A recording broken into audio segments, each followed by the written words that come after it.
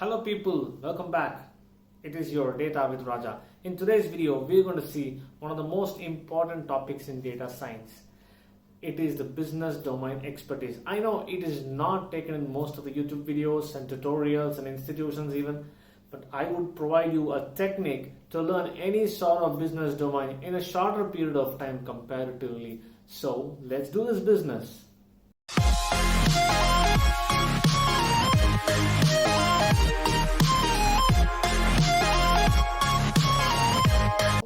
So freshers and beginners can use this technique which I'm going to teach now in some time. This will be useful even if you work in a small organization or a larger organization, or even if you want to start your own data science freelancing services. So generally, domain experts and data analysts and data scientists will have a discussion about the business domain expertise, and then it is the responsibility of data scientists or data analysts to shoot out the right questions to get the right answers about the business. So here is the trick now. This simple technique is not specific to a domain. It is a common approach wherever there is a data. So once you have been allocated into a problem solving project or a data science project, you would be expected to work in two broader categories. One is under risk, or one is an opportunity. So risk is an effect of uncertainty or a problem on an issue that hampers your business. An opportunity is a way of increasing your revenue or customers or customer satisfaction. So let us see that in a detailed level. So what is a problem and an opportunity? So you can see a graph here of x-axis having realization of customer requirement and y-axis having the customer satisfaction index. So you can see three lines here. The topmost is the excitement attributes, and that is where your customer is delighted to get your products or services. And performance attribute tells you that you are exactly meeting the customer requirement but not delighting it. And the third one is you are satisfying the minimal requirement of a customer. So that is a more risk area. So in any of these places, if you come down a level, that is a problem or a risk. May that be a one order or a number of orders, it depends upon the prioritization of the organization or the leader. And this is where a problem comes into a place.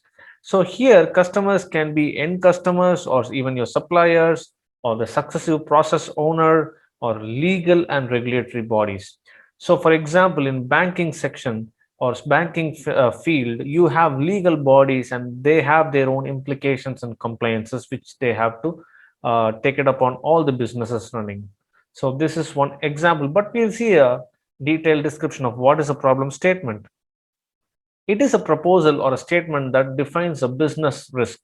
So that could impact the voice of customer or voice of business or voice of supplier. This problem statement must answer all 5W questions. So let us see an example here. In 2021, quarter 2, April to June, there were totally 41,000 customer returns out of 210,000 in the shoes category, which is 19.5%. It is an increasing trend of 12% from the last year, quarter 2. So this answers the question that when the issue has happened or when has the problem happened, where the problem has happened, who is getting affected out of it, and what is the issue and why this project is being taken. So this is more important for any business leader. Business leader would be having a default question asking you that what happens to the business if you don't take this project. So you have to create an impact telling that this is so much important that if you leave this not taking it as a project, it may cause a bigger damage in the future. So this is an important statement or a portion of a statement where you have to be very careful with it. Next is opportunity statement. It is a proposal or a statement that defines a business opportunity where you can increase your revenue or number of customers or customer satisfaction, and also that could benefit the voice of customer or a voice of business or a voice of supplier. An opportunity statement again must contain all the elements that can answer all 5W questions. So you can see the below example, and in this example, we are proposing a recommendation model in order to increase the subscription by XX percentage. So now you've got the problem. Now you have been called by the business team with a domain expert, and you go and have a discussion to understand the basic business process. So now, in order to understand a basic business process, I have a technique where it can go easily and you can learn the process quickly. So first, when I go, I'll ask who is the supplier and what is the input he gives and what processing you do and what is the output you expect and who is the customer. So this is called the SIPOC chart. And next, we are moving to the next acronym called DMAIC, but in an inverted way. So D is define. So the customer always defines his requirement. And next, we measure the output whether it is satisfying the customer's requirement. So we keep on measuring all the output in a process. And next, though we have output being not satisfied, we have to analyze the process in a continuous manner, because no processes are 100% right or no process is stagnant. There are always an area of improvement in each and every process in an organization. So in order to meet the customer requirement, even though after analysis, we have to improve the input so that we get a better output to meet the customer requirement. So in order to get the improved input, you have to keep your supplier under control. So let us take an example as a manufacturing industry example. So a supplier gives raw material and he supplies the raw materials to the customer, and the processing is they manufacturing that raw materials, they do welding or cutting, and there are many processes like that. So they expect a finished good out of it and they deliver it to the customer, or it can be an end customer or a tier one customer. And then you could see customer would have already defined his requirements through design or dimensions, and we measure it in every output of the product or the process. And then we analyze the process if we have some gaps, and we improve the input by automations or machines that are with high accuracy. And we keep the control phase under the supplier, where we validate and verify the product that is being supplied by the supplier. So this is a common and a high level example of manufacturing industry. And there is another acronym that is so important, which is called the PDCA cycle. So it is a plan, do, check, and act. So this is an unstoppable cycle. So this has to be keep on revolving around to improve any business. So now apply this PDCA cycle in each of the elements in the SIPOC and DMAIC cycle. Now, for example, go to input phase. You have P. What is a plan to receive the input? And what do we do with the input received? C is how do we check the input received? And A, what is the action plan if something goes wrong? So this is for input phase. So similarly, you must have all the parameters in SIPOC and DMAIC into PDCA. And next, in order to still more into deeper, you have to use the 5W1H logic. So I have already described that 5W in the problem statement. Now I'm adding up 1H, that is how part. Now you can put your questions like what is the plan to receive the input? Why does the accuracy don't increase in your machine learning model? Or who is getting benefited from this analysis?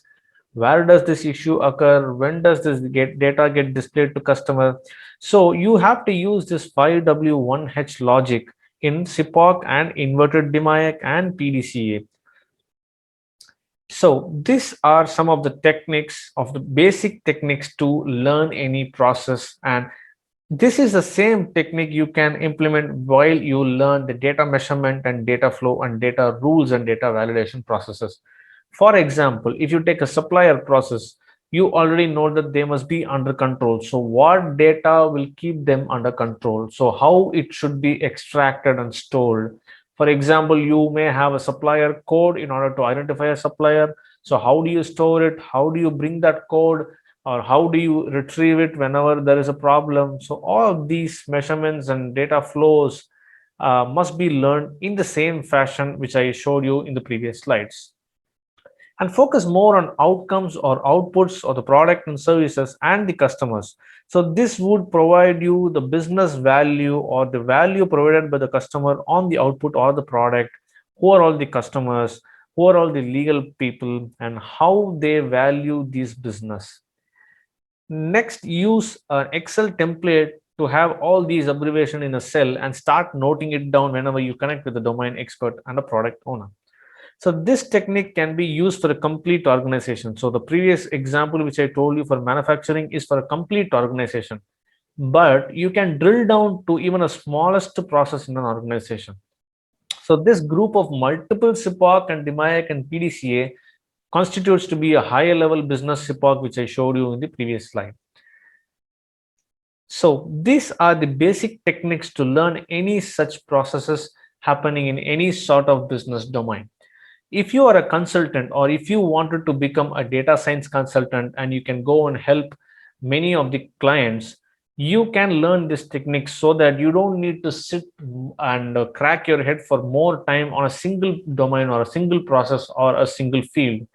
This can slowly help you, but in a quicker manner you can learn the domain expertise.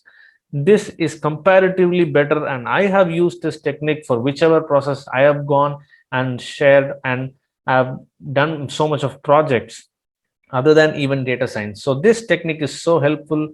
So please use this technique and leave the feedback. And in next video, I'll be going with metrics and what are all the primary metrics and secondary metrics and how it is being connected to the business. So thank you. I hope you learned this unique technique. So go back and implement in your role and let me know the feedback in the comment section. So like my video, subscribe if you have not subscribed my channel, and hit the bell icon for the notification. So take care and bye-bye.